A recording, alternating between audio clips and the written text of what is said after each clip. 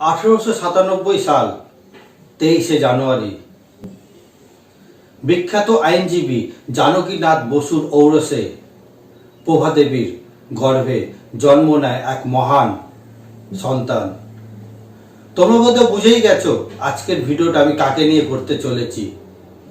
হ্যাঁ, তোমরা ঠিকই ধরেছ, তিনি হলেন নেতাজি সুভাষচন্দ্র বসু। নেতাজি জন্ম নিয়েছিলেন উড়িষ্যার কটকে এবং তিনি তার পরিবারের 14তম সন্তানের নবম সন্তান রূপে অবতীর্ণ হয়েছিলেন। আমি যখন আমাদের ভারতবর্ষের ইতিহাসের দিকে ফিরে তাকাই তখনই দেখতে পাই যে ভারতবর্ষ ঋষি মুনিদের দেশ, ভারতবর্ষ কৃষির দেশ, ভারতবর্ষ দেবদেবী ভগবান অবতারদের দেশ। এর পাশাপাশি আমি এটাও দেখতে পাই যে ভারতবর্ষ বিশ্বাসঘাতকদের দেশ। এই দেশে এত মহান বীর যোদ্ধা থাকা সত্ত্বেও বিগত 1000 বছর ধরে ভারতবর্ষকে যে যেমন করে পেরেছে তাকে লুটেছে। এর আরেকটা কারণ যে নিজেদের মধ্যে অনৈক্য, রেষারেষি, খেয়াখেই, এই প্রবল অনৈক্য থাকার ফলেই আলেকজান্ডার, তৈমুর লং, মোহাম্মদ ঘুরি, আলাউদ্দিন খিলজি, বখতিয়ার খিলজি ইত্যাদি তারা এসে এখানে ভারতবর্ষকে লুটে চলে গিয়েছে। এখানকার নারীদের সম্মান লুটেছে, শিশুদের শৈশব কেড়েছে এবং ভারতবর্ষের শাস্ত্র, পুঁথি সমস্ত কিছু জ্বালিয়েছে, বিকৃত করেছে, এখানকার সংস্কৃতিকে ধূলিসাৎ করে দিয়েছে বিগত 1000 বছর ধরে। তারপর বাবর, আকবর, হুমায়ুন ইত্যাদি মুঘলদের শাসন চলেছিল এখানে 500 বছর ধরে, আর ইংরেজদের শাসন চলেছিল লিখিতভাবে, অফিসিয়ালভাবে 200 বছর ধরে, এবং অলিখিতভাবে এখনো সেটা হয়ে চলেছে। এর একমাত্র কারণ বিশ্বাসঘাতকতা এবং নিজেদের মধ্যে অনৈক্যতা। তাই তো দেখা যায় যে নালন্দার মতো অত মহান আন্তর্জাতিক বিশ্ববিদ্যালয়ের বইপত্র, পুঁথি, শাস্ত্র 3 মাস ধরে পড়ানো হচ্ছিল, আর বাকি অন্যান্য রাজ্যের লোক সেটা চেয়ে চেয়ে দেখছিল। বোধহয় ভাবছিল যে আমার কি, ওই রাজ্যের হচ্ছে, তারা বুঝে নেবে, আমার তো কিছু হচ্ছে না। আমরা নিজের ঘরকে দেখতে ব্যস্ত, আমরা একে অপরকে দেখাতে ব্যস্ত, আমি কত মহান, তুমি কত ছোট, এইগুলি আমরা করতে ব্যস্ত। এর ফলস্বরূপ আমরা এখনো পরাধীন রয়েছি। আমাদের না কোনো শিক্ষা রয়েছে, নিজস্ব না কোনো ভাষা রয়েছে, না কোনো নিজস্ব সংস্কৃতি রয়েছে। সমস্ত কিছু নষ্ট করে দিয়েছে বিদেশিরা আমাদের এই দুর্বলতার কারণে। 1757 সালে পলাশির যুদ্ধে সেই বিশ্বাসঘাতক, ভারতীয় বিশ্বাসঘাতকের জন্য ভারতবর্ষ প্রভূত ক্ষতি হয়েছিল। সেই সময় ইংরেজ সিরাজউদ্দৌলাকে পরাজিত করে ভারতবর্ষে শক্ত স্থায়ী ঘাঁটি ঘেরে বসেছিলেন। তারপর দেখা যায় 1857 সালে সিপাহী বিদ্রোহ। সিপাহীরা যখন ইংরেজদের এক এক করে মেরে কেটে ফেলছিল তখন গুটি কয়েক ইংরেজ দেশে ফিরে পালিয়ে গেছিল এখান থেকে। তারা এখানে ফিরতেই চাইছিল না, কিন্তু আবার এখানকার রাজা মহারাজারা বিভিন্ন প্রদেশের রাজ্যের ইংরেজকে ডেকে নিয়ে এসেছিল, টাকা দিয়ে, অর্থ দিয়ে, সৈন্য দিয়ে এদেশের মানুষকে আবার পরাধীন করে দিয়েছিল এখানকারই লোকেদের জন্য। তারপরে ইংরেজদের আরো মজবুত, আরো শক্ত ঘাঁটি এখানে এখানে গেড়ে বসলো, একটার পর একটা আইন তৈরি করলো, পুলিশ অ্যাক্ট, ট্যাক্সেশন, সমস্ত কিছু করে করে মানুষকে সর্বশান্ত করে দিল। আবার 1914 সালে প্রথম বিশ্বযুদ্ধ, তখন ইংরেজ কোণঠাসা, ইংরেজ দুর্বল হয়ে পড়েছে। আবার তখন এখানকার রাজা রানীরা ইংরেজদের খাদ্য, অর্থ, সম্পদ, সোনা, সৈন্য সমস্ত ব্যবস্থা দিয়ে ইংরেজকে সাহায্য করেছিল, ইংরেজকে যাতে এদেশে শাসন করে সেই ব্যবস্থা এখানকারই রাজা রানীরা করে দিয়েছিল। সুভাষচন্দ্র প্রথমে কংগ্রেস দল করলেও তিনি বুঝেছিলেন যে গান্ধী এদেশে কখনোই চায় না যে ভারত স্বাধীন হোক। গান্ধীর এই যে আন্দোলন, এই যে সত্যাগ্রহ, এই যে অহিংস আন্দোলন, অসহযোগ, এগুলো দিয়ে স্বাধীনতা অর্জন করা যায় না। নেতাজি বুঝেছিলেন যে গান্ধী হচ্ছে ইংরেজদের তৈরি করা চিত্রনাট্যের তিনি একজন অভিনেতা। তিনি অভিনয় করছেন যে দেশকে আমি আজাদ করব, কিন্তু গান্ধী কখনোই সেটা চান না। গান্ধী হলেন ইংরেজদের হাতের তৈরি করা পুতুল বা পোপট, যেভাবেই তোমরা দেখো না কেন। গান্ধী হচ্ছেন বা কংগ্রেস দল হচ্ছে ব্রিটিশদের তৈরি করা বানানো সো কল্ড একটা বিরোধী দল, যাতে ভারতবাসীর মনে হয় যে না, আমাদের দেশ কিন্তু এরাই স্বাধীন করবে, এরাই করবে।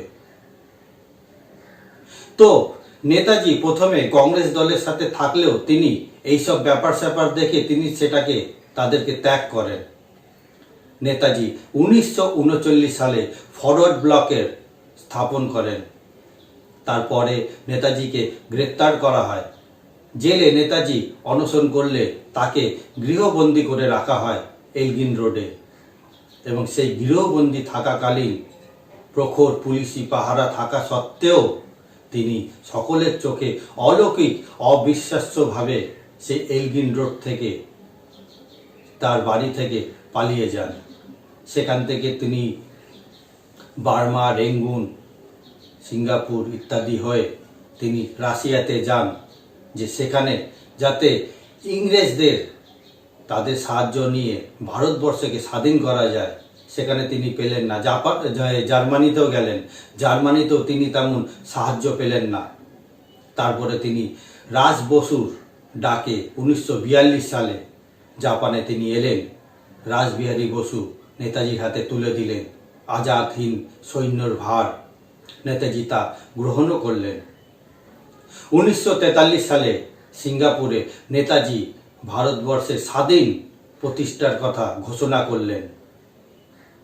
1943 সালের নভেম্বরে জাপানের যিনি প্রধানমন্ত্রী ছিলেন তোজো নেতাজিকে আন্দামান নিকোবর দ্বীপপুঞ্জ তুলে দেন স্বাধীন ভারতের, যাতে ওখান থেকে শাসন করতে পারেন তিনি।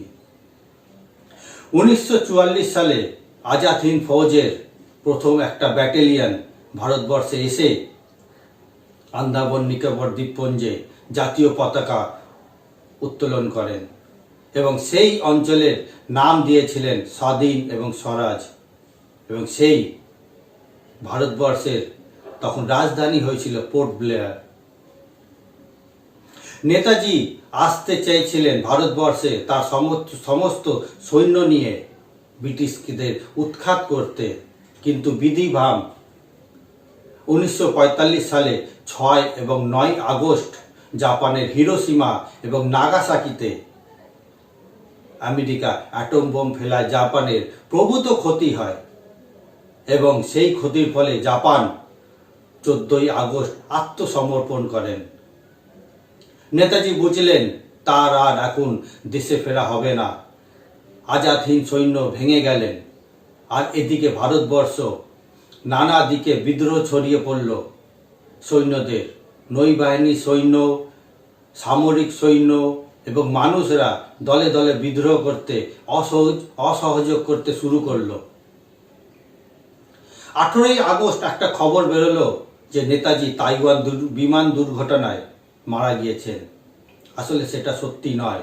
নেতাজি তাইওয়ান বিমান দুর্ঘটনায় মারা যাননি, এটা আজ প্রমাণিত। নেতাজি সেখান থেকে রাশিয়ায় চলে যান পলিটিক্যাল অ্যাসাইলাম নিয়ে, অর্থাৎ রাজনৈতিক আশ্রয় নিয়ে। রাশিয়া তাকে দেন সেই আশ্রয়। নেতাজি 1945-এর ডিসেম্বর থেকে 1946-এর ফেব্রুয়ারি পর্যন্ত 3টি ব্রডকাস্ট করেন রেডিওতে। সেই ব্রডকাস্ট যে প্রমাণ আছে, সেই প্রমাণ আমি এই ভিডিওটা একটা দেখাচ্ছি, সেই ভিডিওটা তোমরা দেখো। जैसे जैसे नेताजी सुभाष चंद्र बोस से जुड़ी गुप्त फाइलें सार्वजनिक हो रही हैं, वैसे वैसे उनकी मौत से जुड़े रहस्य पर से पर्दा हटता जा रहा है। और अभी तक यही माना जाता है कि 1945 में ताइवान विमान हादसे में नेताजी की मौत हो गई थी। लेकिन नेताजी को लेकर जो ताजा फाइलें सार्वजनिक हुई हैं, उनसे ये सबूत मिलते हैं कि नेताजी 1945 में हुए एयर क्रैश में बच गए थे। हालांकि अभी तक की सरकारें इस बात से इनकार करती आई हैं कि विमान हादसे में नेताजी बच गए थे। लेकिन जो पहले सार्वजनिक की गई हैं, उनसे पता लगता है कि एयर क्रैश के बाद भी नेताजी ने 3 ब्रॉडकास्ट किए थे। एक अंग्रेजी अखबार में छपी खबर के मुताबिक दस्तावेजों से ये जानकारी मिलती है कि नेताजी ने 26 को पहला ब्रॉडकास्ट किया, जिसमें उन्होंने कहा कि मैं अभी विश्व शक्तियों की शरण में हूँ, मेरा दिल भारत के लिए तड़प रहा है, मैं तीसरे विश्व युद्ध के शिखर पर पहुंचने के दौरान भारत आऊंगा, इसमें 10 साल या उससे भी कम समय लग सकता है। अपने पहले ब्रॉडकास्ट के 5 दिन बाद नेताजी ने दूसरा ब्रॉडकास्ट 1 जनवरी 1946 को किया। इसमें उन्होंने कहा था कि हमें 2 साल में स्वतंत्रता मिल जानी चाहिए, ब्रिटिश साम्राज्यवाद बिखरता जा रहा है, भारत को अहिंसा के रास्ते पर चलकर आजादी नहीं मिल सकती, लेकिन मैं महात्मा गांधी का सम्मान करता हूँ। 1 जनवरी के बाद नेताजी ने फरवरी 1946 में अपने तीसरे ब्रॉडकास्ट में कहा कि मैं सुभाष चंद्र बोस बोल रहा हूं। जापान के समर्पण के बाद ये तीसरी बार है जब मैं अपने भारतीय भाइयों और बहनों को संबोधित कर रहा हूं। इंग्लैंड के पीएम मिस्टर पैट्रिक लॉरेंस और 2 अन्य सदस्यों को परमानेंट सेटलमेंट के नाम पर भारत का खून चूसने के लिए भेज रहे हैं। आपको बता दें कि नेताजी से ये जुड़ी जानकारियां प्रधानमंत्री कार्यालय की फाइल नंबर 870/11/P/16/92/पॉल से मिली हैं। ये सारी जानकारी बंगाल के गवर्नर हाउस से इकट्ठी की गई है। जिस समय ये जानकारी मिली थी, उस समय आरजी केसे बंगाल के गवर्नर थे। गौरतलब है कि 29 मार्च को केंद्र सरकार ने नेताजी से जुड़ी 50 और गुप्त फाइलों को सार्वजनिक किया है। হ্যাঁ, আমরা ভিডিওটা দেখলাম, যেটা আমরা বোঝা গেল স্পষ্ট যে নেতাজি 1945 সালে তাইওয়ান বিমান দুর্ঘটনায় মারা যাননি। এর পরবর্তী যে ঘটনা ঘটলো সেটা হলো ভারতবর্ষ স্বাধীনতা লাভ করলো, কিন্তু কিছু শর্তের বিনিময়ে সেই শর্তগুলো গান্ধী এবং নেহরুরা সব মেনে নিল। শর্ত ছিল ভারতবর্ষকে বিভক্ত করা হবে, ভারতবর্ষকে ভাগ করা হবে। সেটা নেতাজি কখনোই চাননি যে ভারতবর্ষকে ভাগ করা হোক ধর্মের ভিত্তিতে, রাজনৈতিক ভিত্তিতে, কিন্তু সেটা ভাগ করা হলো।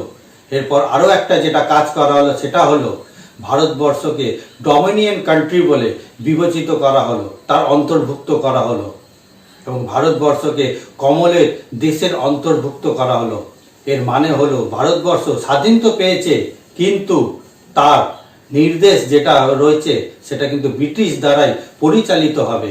তাদের নির্দেশেই ভারতের নীতি নির্ধারণ, এখানে কিভাবে রাজকার্য শাসন ব্যবস্থা গড়ে তুলবে সেটা তাদের থেকে নির্দেশ আসবে। শেষ কথাই ব্রিটিশরাই বলবে। তাই তো দেখা যায় এখানে বিভিন্ন আইন হয় হুট করে, কিন্তু সেই আইন পাস হয়ে যায়, কিন্তু সেই আইন মানুষের জন্য প্রভূত ক্ষতি হলেও মানুষ সেই আইনের বিরুদ্ধে রুখে দাঁড়ালেও সেই আইন কিন্তু কখনোই পরিবর্তিত করা হয় না। আজকের কৃষি আন্দোলন তারই প্রমাণ যে কৃষকরা চাইছে না যে আমাদের এই কৃষি আইন বিল হোক, তা সত্ত্বেও জোর করে কেন্দ্রীয় সরকার তাদের উপরে চাপিয়ে দিয়েছে। তাদের কোনো কথাই শুনছে না, সেই আইনগুলো প্রত্যাহার করার চিন্তা ভাবনাই করছে না। তো যাই হোক, ভারতবর্ষ অস্ট্রেলিয়া, নিউজিল্যান্ড, কানাডা এসবের মতো ডমিনিয়ন কান্ট্রি বলেই বিবেচিত হলো। এরপরে নেতাজি রাশিয়ায় ছিলেন, বলা হলো নেতাজি নাকি রাশিয়ায় তাকে মারা হয়েছে, তাকে মৃত্যুদণ্ড দেওয়া হয়েছিল, কিন্তু না, এ কথাও ভুল। 1952 থেকে 1954 সালের মধ্যে নেতাজি ভারতবর্ষে ফিরে আসেন চীন, নেপাল হয়ে। তিনি প্রথমে আসেন লখনৌ, তারপরে বস্তিতে, অযোধ্যায়, ফাইজাবাদে, উত্তরপ্রদেশে। এরকম তিনি বিভিন্ন জায়গায় ছিলেন, শেষ পর্যন্ত তিনি ফাইজাবাদেই ছিলেন। তিনি যে ভারতবর্ষে এসেছিলেন তার একটা ভিডিও ক্লিপিং দেব, আমি আপনাকে শোনাবো, যেটা বলেছিলেন আরএসএস প্রাক্তন প্রধান এসকে সুদর্শন জি, যিনি প্রয়াত হয়েছিলেন, তার ভিডিও আমি তোমাদের দেখাচ্ছি। और सिंगापुर चले जाने के बाद फिर ताइवान गए और ताइवान से फिर हवा उड़ा दी कि नेताजी सुभाष चंद्र हवाई जहाज में उड़े और हवाई जहाज दुर्घटनाग्रस्त हो गया। अब पूरा सिद्ध हो चुका है कि कुछ नहीं हुआ था। उसके बाद वो चलते हुए फिर से और मॉस्को गए थे, तो उस समय रशिया उधर चला गया था। उनको बड़े अच्छे ढंग से उन्होंने रखा। 1949 में अपने दो राजदूत थे, एक विजया लक्ष्मी पंडित और एक डॉक्टर राधाकृष्णन, दोनों उनसे जेल में मिले हैं। और उसके बाद 1954 में भारत आ गए और भारत में अयोध्या के आसपास बिजनौर इत्यादि क्षेत्र के अंदर वो गुमनामी बाबा के नाते से रहे हैं। तो कोई नहीं देख सकता था उनको, केवल उनके दो डॉक्टर और एक महिला जो उनके लिए भोजन वोजन बनाती थी, सरस्वती अम्मा, ये दो इनको देख सकते थे, बाकी कोई नहीं। लेकिन जब वो बोलते थे तो इस प्रकार बोलते थे जैसे आंखों देखा हाल बोल रहे हों। उनके 1985 में उनका देहांत हुआ। उस समय पर उनकी जो सारी डायरियां निकली, उस डायरी का जो हस्ताक्षर था और उनके जो पुराने हस्ताक्षर थे, दोनों मिलते थे। फॉरेंसिक हस्बैंड का नेताजी सुभाष चंद्र बोस के। तो হ্যাঁ, আমরা ভিডিওটা দেখলাম। ভিডিওটা দেখে এটা বোঝা যাচ্ছে যে ভগবানজি বলে যিনি নেতাজি ভারতবর্ষে পুনরাবির্ভাব হয়েছিলেন, তিনি আসলে নেতাজি, তিনি ভগবানজি, তিনি গুমনাম বাবাজি। আমি আরও একটা ভিডিও তোমাদেরকে দেখাবো, যে ভিডিওটা হচ্ছে উত্তরপ্রদেশ পুলিশের প্রাক্তন ডিজিপি ডক্টর বিক্রম সিংয়ের। তিনিও বলেছেন যে আসলে গুমনাম বাবাজি বা ভগবানজি বলে যিনি পরিচিত, তিনিই আসলে নেতাজি। এবং साधु by the name of Gumnami Baba or Bhagwan Ji, who died in 1985. 23 truckloads of literature material of any aristocratic Bengali could be found. A Rolex watch, eye spectacles exactly of the specifications of Netaji Subhash Chandra Bose, Bengali literature and photographs of Netaji's family, sir. Handwritten notes, extensive notes on fieldcraft and tactics, that if India were to invade China from Lakhimpur Kheri, how will that be set about? Details and the codes of the Indian National Army. What more circumstantial evidence do you require to show that Gumnami Baba was Subhash Chandra Bose? But the government decided not to ignore the report. আমরা দেখলাম উত্তরপ্রদেশের প্রাক্তন DGP doctor Vikram Singh কি বললেন। আসলে এইসব যে প্রমাণগুলো হচ্ছে, এরা হচ্ছে অত্যন্ত উঁচু দরের মানুষ। এনাদের কিন্তু কোনো নিজস্ব কোনো স্বার্থ নেই। তারা নিজেদের স্বেচ্ছায়, স্ব ইচ্ছায়, স্বতঃস্ফূর্তভাবে যেটা সত্য সেটাই কিন্তু তারা তাদের মত প্রকাশ করছে এবং সার্বজনিকভাবে। তো আমি আরো একটা ভিডিও দেখাবো, যেটা হচ্ছে খুবই চমৎকৃত করবে সকলকে, যে ভিয়েতনাম যুদ্ধের সময় নেতাজির সেখানকার ইনভলভমেন্ট। उसके अंदर ये भी था कि कुछ फोटोएं भी आई हैं, मैंने ही अपनी किताब में लगाई थी बिगेस्ट कवर अप में। मैं पूरा श्योर नहीं हूँ, मैंने जो समझ में आया मैंने लगा दिया। कुछ लोगों ने उसको इंटरप्रिटेशन दिया कि हमने दावा किया वो थे। अभी दावा की बात नहीं है, हम आपको बता रहे हैं, रिपोर्ट कर रहे हैं जो चीज़ हुई है। तो उसमें ऑब्वियसली एक फ़ोटो में एक आदमी नज़र आता है जिनकी शक्ल सुभाष बोस से काफ़ी नेताजी से मिलती है। अब वो थे नहीं थे उसको डिडक्शन करना अभी फ़िलहाल कंक्लूजन हम ड्रॉ नहीं कर सकते। But you went to Saigon, you went to Vietnam, you have travelled to Vietnam, Hanoi में गए आप, तो वहाँ गए हो। आपका एक बड़ा अच्छा एक्सपीरियंस हुआ था वहाँ पे, आपने उसको वहाँ जाके एक्सप्लोर करने की कोशिश की थी। And thankfully Josh also was in Malaysia and then he came to Singapore and I was also there that time. तो हम दोनों ने एक बार डिसाइड किया कि चलते हैं, एक बार होके आते हैं। क्योंकि उससे पहले एक बार मैं जाके म्यूजियम में मेरे को फोटोग्राफ मिला था।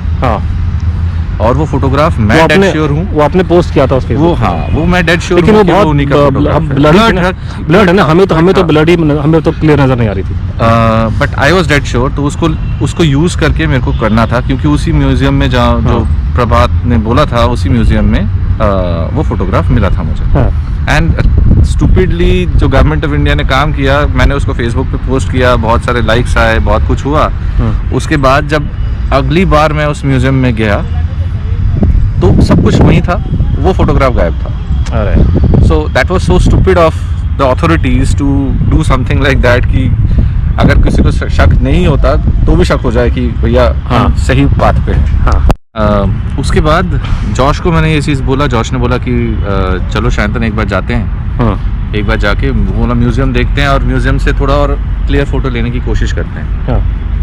खैर वो मुझे पता था कि उस म्यूज़ियम से और क्लियर कुछ आने नहीं वाला। सो इवेंट तो मेरे को बहुत ज़्यादा होप नहीं था। हाँ।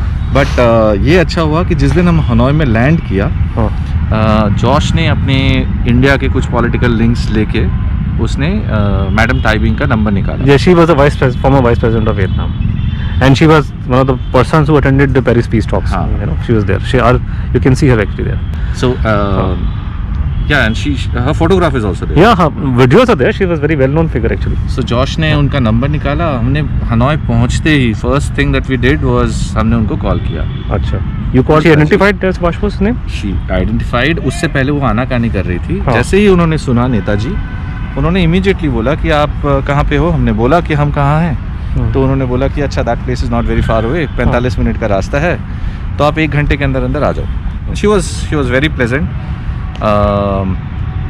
उन्होंने अपने हाथों से हमें चाय बना के पिलाया। बहुत बड़ी बात है। हमने धीरे धीरे क्वेश्चंस पूछना शुरू किया उनके लाइफ के बारे में। Her entire family passed away because of the Vietnam war, they were killed. So धीरे धीरे इधर उधर की बात करने के बाद when we started asking her that pointed question, see जैसे ही हमने पिन पॉइंटेड क्वेश्चन पूछना शुरू किया इस चीज़ के ऊपर कि Netaji is presence in Vietnam, we saw that her hands were jittering, her reactions were not comfortable anymore. वो आनाकानी कर रही थी, उनका पीए अचानक बीच में काटने लगा था। But whenever we talked about Netaji, उसके पीए ने जब ट्रांसलेट करके लेकिन उसके लोग काउंटर में बोल सकते हैं कि अगर उसको नेताजी की बात नहीं करनी तो आपको वो टाइम क्यों दिया उसने मिलने का आपको? हाँ, बट शायद उसने पिन पॉइंटेड क्वेश्चन नहीं सोचा होगा। इतने पिन पॉइंटेड क्वेश्चन कि आप उनसे मिले थे या नहीं, वो वहाँ थे या नहीं। ओके। सो जितने बार हमने नेताजी को बोला, उन्होंने हमेशा नेताजी का नाम चंद्र बोस करके लिया, which is what the Japanese also used to call him. So every time we said Netaji or Subhash Bose, they interpreted it as Chandra Bose, Chandra Bose, Chandra Bose. So she became very uncomfortable when we started speaking about Netaji. Peace mission और वो सारी चीज़ें वो आराम से बता रही थी, but as soon as Netaji के बारे में हम पूछने जाते थे अनकम्फर्टेबल हो रही थी, फिडलिंग कर रही थी। उसके बाद धीरे धीरे उन्होंने बोला कि अब इसको ख़त्म करते हैं एब्रप्टली, बिल्कुल एब्रप्टली, बिकॉज शी फेल्ट कि अब वी कुड सी दैट वो एक डायलेमा में थी कि बोले या ना बोले। এই ভিডিওগুলো পরপর দেখার পর সকলেরই মনে হচ্ছে যে এবার নেতাজির যে রহস্য রয়েছে সেই রহস্য উন্মোচন হতে চলেছে।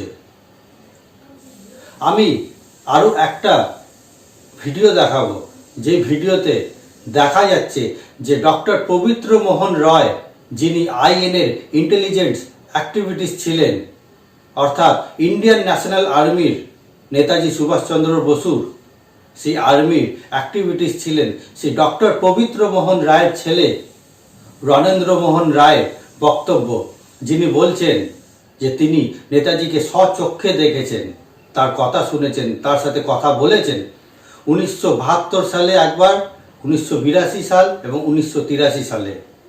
আমরা সেই ভিডিওটা দেখে নেব।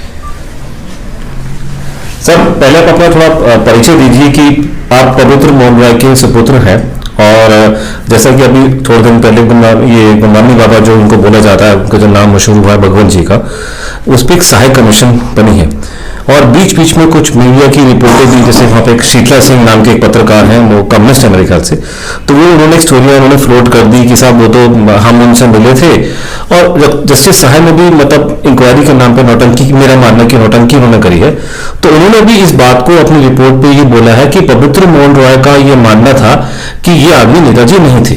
तो पहले बात तो आपको बताया कि पवित्र मोहन रॉय जो नेताजी के आईएनए सीक्रेट सर्विस में थे, थोड़ा सा उनका बैकग्राउंड क्या था, डॉक्टर पवित्र मोहन रॉय थे कौन, हल्का सा उनके बारे में लोग।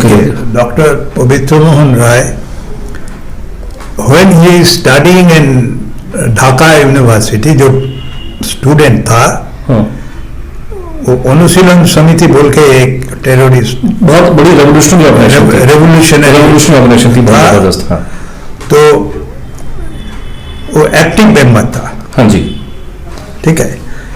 देन चला गया भाया बर्मा और मलाय। जब नेताजी वहां गए थे उस जमाने में,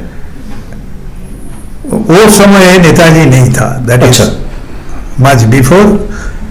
नेताजी जो अराइव किया 1943-44 में, ए टाइम बिफोर दैट, थोड़ा सा पहले, थोड़ा सा पहले। अच्छा, डॉक्टर पवित्र मोहन रॉय डॉक्टर में थे या ही वाज डॉक्टर, एलोपैथी के डॉक्टर थे, कोर्स किया था डॉक्टरी का। हाँ, मेडिकल प्रैक्टिशनर। हाँ, तो वो डॉक्टर थे, मतलब वो मतलब वैसे साहित्य के डॉक्टर में प्रॉपर डॉक्टर थे। Proper doctor.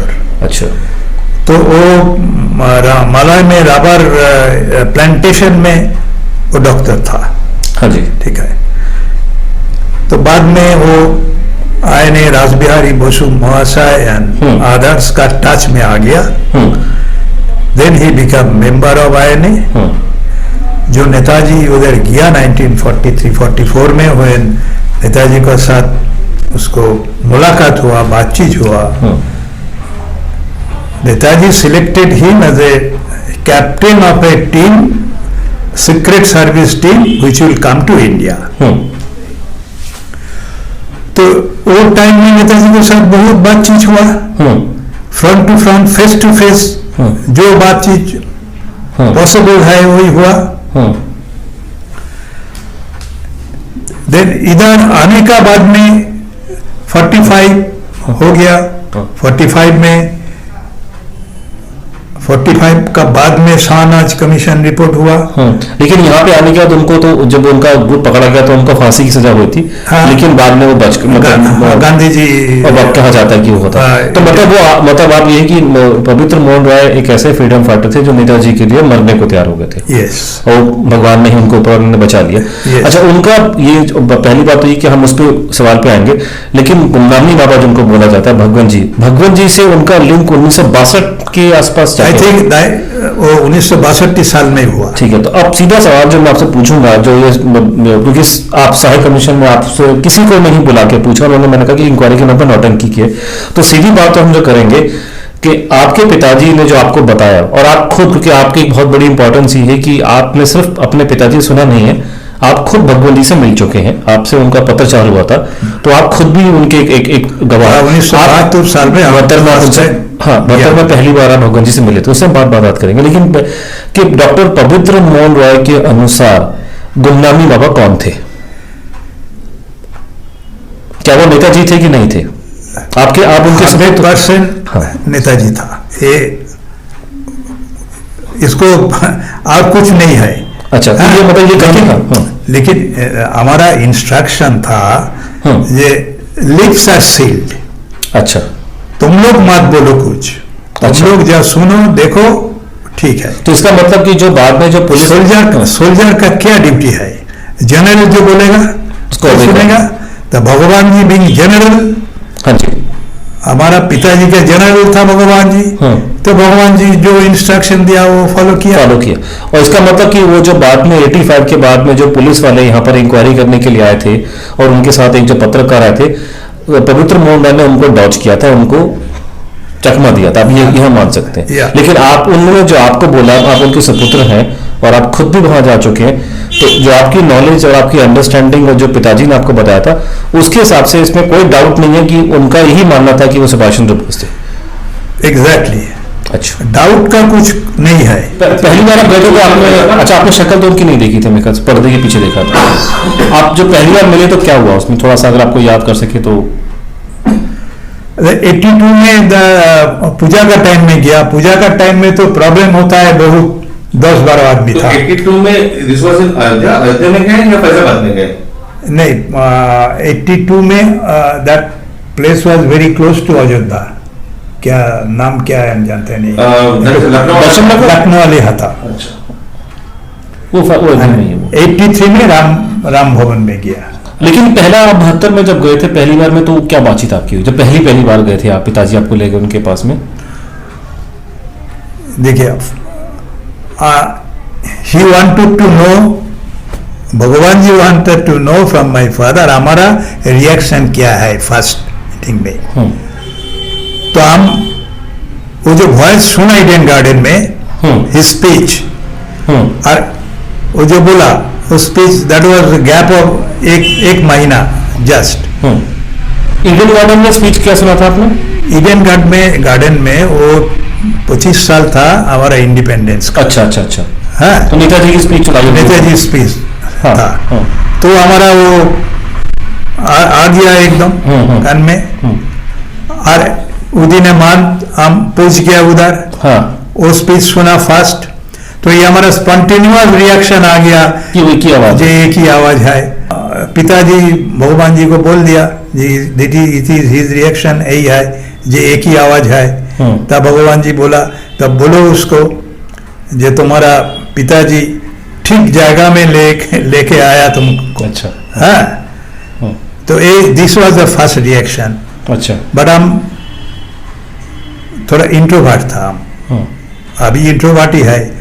आप लोग आज आप लोग बहुत कुछ तंग कर रहे हैं, लेकिन अब बहुत टाइम हो गया ना, बहुत टाइम हो गया तो। बट लेकिन सर देश के लिए जानना बहुत जरूरी है, क्योंकि ये जो आपका एक्सपीरियंस हुआ था वो सिर्फ आपका नहीं ना, देश के लोगों को अब इतना साल बीत चुका है, तो इसलिए हम लोग चाहते हैं कि रिकॉर्ड करके पूरे दुनिया भर में जहाँ जहाँ भारतीय हैं उनको जानने का ये है। और ये अब फिल्म आने के बाद इंटरेस्ट फिर से रिकिंडल हमारी किताब से हुए, तो हम चाहते हैं कि एक रिकॉर्ड हम मेंटेन करें ताकि पब्लिक आने वाले टाइम पे इसको देख सके और कम से कम ये क्लियरिटी हो जाए कि पब्लिक को बोल रहा है कि सबसे सुभाष चंद्र बोस जो लेटर आपको पास है मिल गया, हाँ, और वो जो हैंड राइटिंग एक्सपर्ट मिल गया, दोनों में और क्या है, और क्या।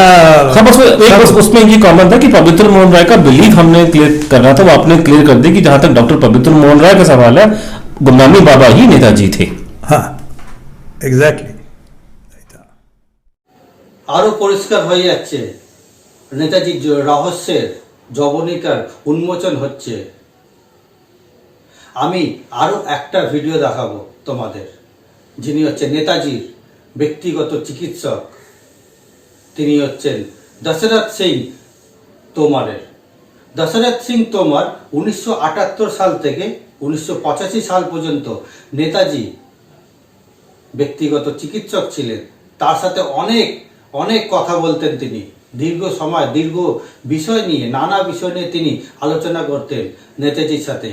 তিনিও স্বীকার করেছেন যে ভগবানজি এবং নেতাজি একই ব্যক্তি। আমরা সেই ভিডিওটা দেখে নেব। सुभाष चंद्र बोस ही थे।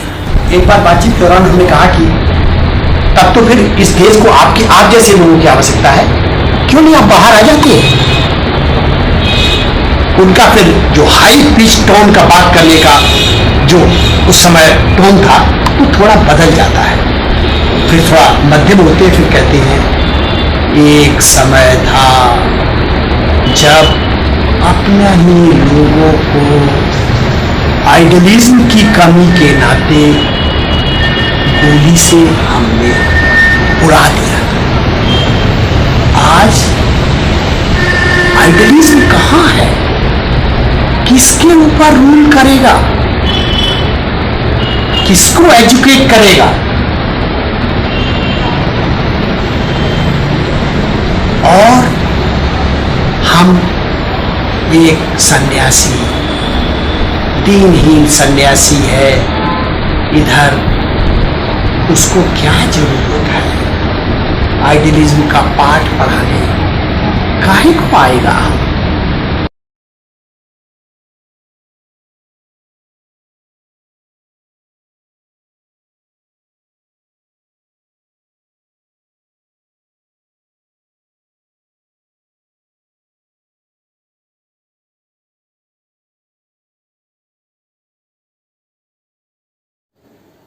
হ্যাঁ, ভিডিওটা আমরা দেখলাম, আরও পরিষ্কার হলো নেতাজির ব্যক্তিগত চিকিৎসক doctor Dasharath Singh তোমরের।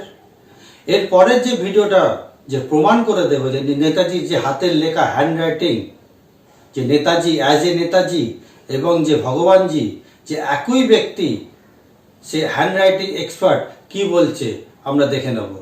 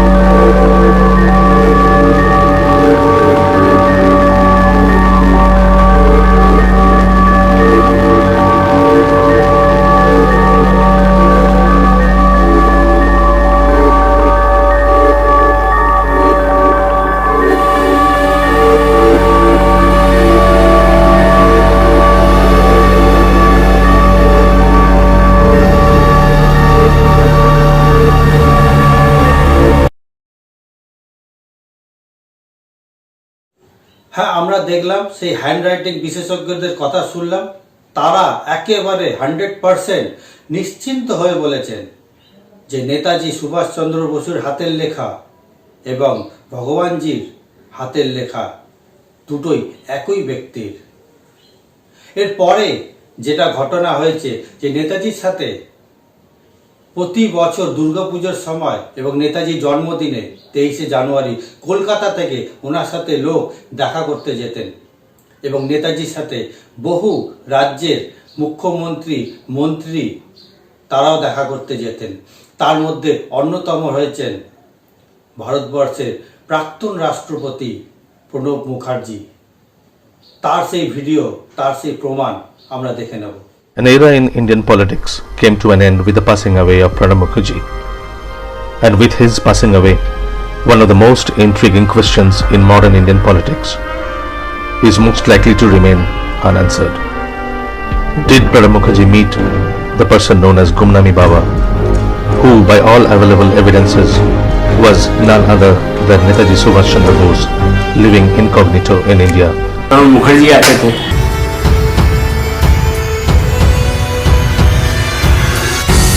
This astounding claim was made by one of the followers of Gumnami Baba in front of a commission of inquiry set up to establish the identity of the nameless saint.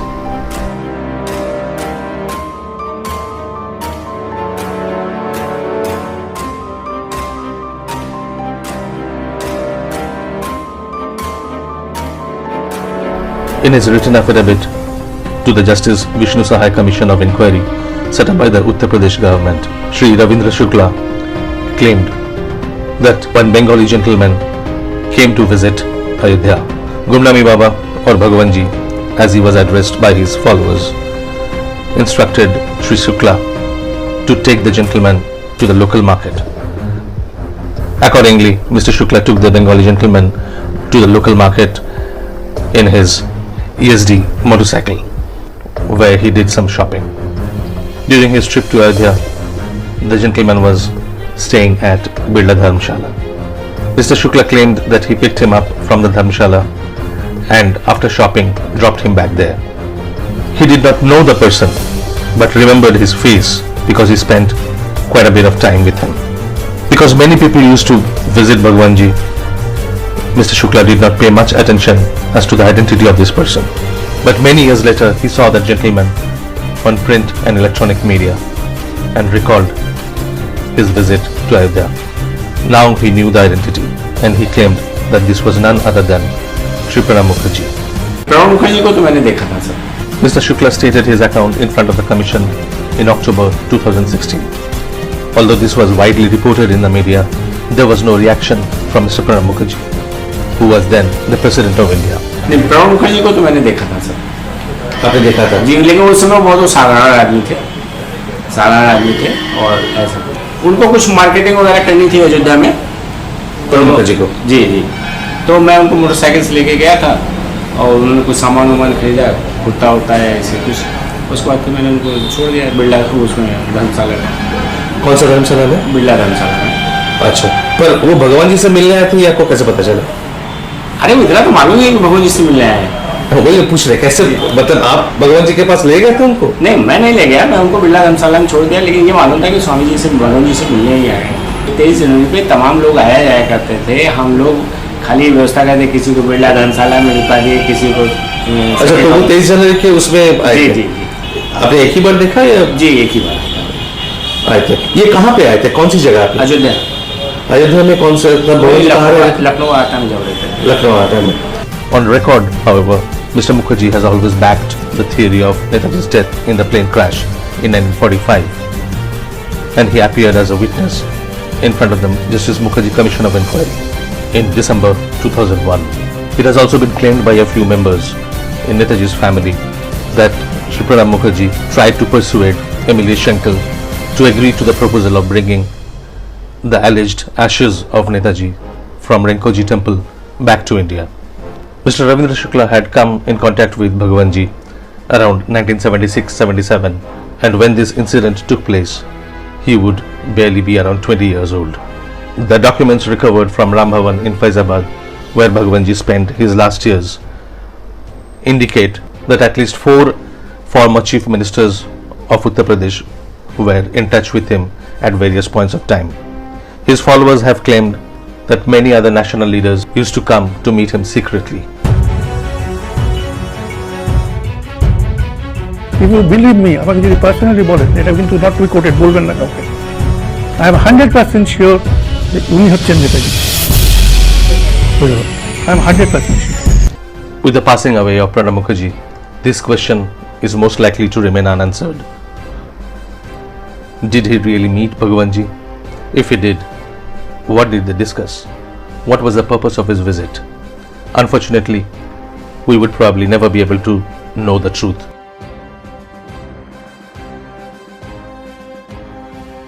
আমরা বহু প্রমাণ দেখছি, video দেখছি, সব কিছু পরিষ্কার হয়ে যাচ্ছে। এতগুলো লোক যারা নেতাজির সপক্ষে বক্তব্য রাখছেন যে নেতাজি এবং ভগবানজি একই ব্যক্তি, তার কি কোনো মূল্য নেই সরকারের কাছে? না সরকার চায় না যে নেতাজি রহস্যের উন্মোচন হোক, নেতাজি সম্বন্ধিত সমস্ত তথ্য বেরিয়ে আসুক। আসলে কোনো সরকারই চায় না নেতাজি সম্বন্ধিত তথ্য বেরিয়ে আসুক। আসলে যদি তথ্য বেরিয়ে আসে তাহলে অনেক কালো তথ্যও বেরিয়ে আসবে। ভারতবর্ষের সাথে কি কি অন্যায় করা হয়েছে, দেশের জনগণের সাথে কত রকমভাবে কত ধরনের বিশ্বাসঘাতকতা করা হয়েছে, সেই সব রহস্যের উন্মোচন হয়ে যাবে। সেই ভয় কোনো সরকারই নেতাজির ফাইল সার্বজনিকভাবে খুলে দিচ্ছে না, সে যে সরকারই হোক না কেন। এখনো পর্যন্ত ওই একই ধারা একই প্রবাহ চলে আসছে, সরকার আসে যায় কিন্তু নেতাজির রহস্যের জবনিকাপাত কখনই হয় না। এবং সর্বশেষে আমি যেটা বলবো যে এতগুলো লোক যে সাক্ষ্য প্রমাণ দিচ্ছে, যাদের কোনো নিজস্ব কোনো স্বার্থ নেই, তারা নিজেরা ফ্লুয়েন্টলি বলে যাচ্ছে, সেসব কথা কিন্তু আদালত সরকার কেউ শুনছে না। আমি আরো একটা শেষ ভিডিও দেখাবো, যেটাতে দেখা যায় যে নেতাজি যখন মারা যায় তার ঘর থেকে যেসব জিনিস বেরোয়, ট্রাঙ্ক, সুটকেস, সিন্দুক, তার নেতাজির চশমা, তার যে চুরুট, তিনি যেদের সিগারেট খেতেন, যেই ব্র্যান্ডের তিনি যে ব্র্যান্ডের মদ খেতেন সেই ব্র্যান্ডের, তার পেন, তার খাতা, ম্যাগাজিন, বাংলা, হিন্দি, ইংরেজি সমস্ত ধরনের ম্যাগাজিন, আনন্দবাজার পত্রিকা, সমস্ত কিছু পাওয়া গিয়েছিল। এবং সেগুলো দেখে নেতাজির ভাইজি ললিতা বসু তিনি প্রকাশ্যে বলেছিলেন যে ইনি আমার কাকা, এই ভগবানজি আমার কাকা নেতাজি সুভাষচন্দ্র বসু, এর পূর্ণাঙ্গ তদন্ত করা হোক, এই বলে তিনি হাইকোর্টে মামলাও করেন যে নেতাজি সম্বন্ধিত সমস্ত রহস্যের উন্মোচন করা হোক। তার উকিল ছিলেন বিখ্যাত উকিল রবিন মিত্র, এবং এলাহাবাদ হাইকোর্ট নির্দেশও জারি করেন যে নেতাজির সম্বন্ধিত সমস্ত রহস্যের পূর্ণাঙ্গ তদন্ত করা হোক। কিন্তু সেই তদন্ত আজও পর্যন্ত পূর্ণাঙ্গ হয়নি, তদন্ত চলবে। কিন্তু আমাদের ভাগ্য ভালো, আমাদের ভারতবর্ষে এমন এমন মানুষ রয়েছেন তারা নেতাজিকে অনেক ভালোবাসেন, তারা নেতাজির রহস্যের উন্মোচন করতে চান। এবং তাদের মধ্যে একজন অন্যতম রয়েছেন অনুজ ধর এবং চন্দ্রচূড় ঘোষ। এনারা দুজনে মিলে গত 20 বছর ধরে নেতাজি সম্বন্ধিত সমস্ত রহস্যের ভেদ করতে নানাভাবে উদ্যোগী হয়েছেন। এবং আমি যেসব ভিডিওগুলো দেখিয়েছি মোটামুটি তার 90% কিন্তু অনুজ ধর এবং চন্দ্রচূড় ঘোষের। আমি তাদের প্রতি অনেক কৃতজ্ঞ এবং তাদের প্রতি কৃতজ্ঞ আপামর ভারতবাসী তাদের কাছে কৃতজ্ঞ এই কারণে তারা দীর্ঘ 20 বছর ধরে এত কষ্ট করে নেতাজি সম্বন্ধিত সমস্ত তথ্য আমাদের সামনে পেশ করে চলেছেন। অনুজ ধরের এবং চন্দ্রচূড় ঘোষের বিখ্যাত বই কনন্ড্রাম, ওই বইটাতে সমস্ত কিছু তথ্য দেওয়া রয়েছে এবং প্রমাণ সহ। সেই বইটি আমি সকলের কাছে পড়ার অনুরোধ করছি যে এই বইটা অবশ্যই সংগ্রহে রাখুন এবং নেতাজিকে জানুন। এবং আমি আর লাস্ট ভিডিও দেখাচ্ছি যে নেতাজির যে অনুজ ধরের একটা সাক্ষাৎকার রয়েছে 24 ঘন্টায় বাংলায়, সেই সাক্ষাৎকারের অংশ দেখাচ্ছি। मेरे पुरख कश्मीरी थे, मैं दिल्ली वाला हूँ, दिल्ली का बिलोंग करता हूँ। तो 1985 में जब ये सारा मुद्दा खुलकर सामने आया तो नेताजी की एक भतीजी ललिता बोस और उनके कजन थे नेताजी की बहन के लड़के, मिस्टर रॉय थे, उनका फर्स्ट मैं भूल गया हूँ, वो फैजाबाद में आए। उन्होंने भगवान जी का सामान देखा अपनी आंखों से और उन्होंने आइडेंटिफाई किया, कम से कम ललिता बोस ने आइडेंटिफाई किया। उस जमाने की वीडियो खोलकर उन्होंने बोला कि ये मेरे अंकल का सामान है, ये मेरे पिताजी की चिट्ठी है, ये मेरे दादा का फोटो है। तो उन्होंने एक हाईकोर्ट में केस किया। रॉबिन मित्रा नाम के बहुत बड़े वकील थे वहां पे लखनऊ में, उन्होंने उनका काम वो किया। जस्टिस शकील अहमद की बेंच ने फैसला दिया कि इंटरिम ऑर्डर दिया कि आप सारा सामान जो भगवान जी का मेरा कमरे से उसको उठाकर कि आप डिस्ट्रिक्ट ट्रेजरी में रखाइए। हम लोग जो बार बार बात कर रहे हैं कि फैजाबाद में एविडेंस क्या है, एविडेंस क्या होता है क्या नहीं होता वो जजेस को मालूम है, वो एविडेंस क्या होता है वो हिस्टोरियंस को और पत्रकारों को नहीं पता।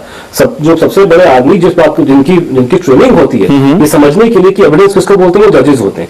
तो 2013 में इलाहाबाद हाईकोर्ट ने ललिता बोस वाले केस में ऑर्डर दिया, उसमें उन्होंने साफ माना है कि भगवंत जी में और फैजाबाद में सिमिलरिटी है, उसमें प्रॉपर डिटेल इंक्वायरी होनी चाहिए, इतना कारण साफ नजर आ रहा है। तो जब इलाहाबाद हाईकोर्ट ने रोक दिया था मेरे को समझ में नहीं आता लोग बार बार ये बात खत्म क्यों हो गया वहां पे स्टोरी? देखिए वहां खत्म इसलिए कि अभी मीडिया का वहां इतना प्रभाव नहीं है, वो स्टोरी इतनी गर्म नहीं है। आप अनफॉर्चुनेटली या जैसे मुझे बोले इस देश में जब तक आप किसी इशू का मीडिया में फ्लैग नहीं करते तब तक आप लोग सपोर्ट नहीं करेंगे, इशू गर्म नहीं होगा।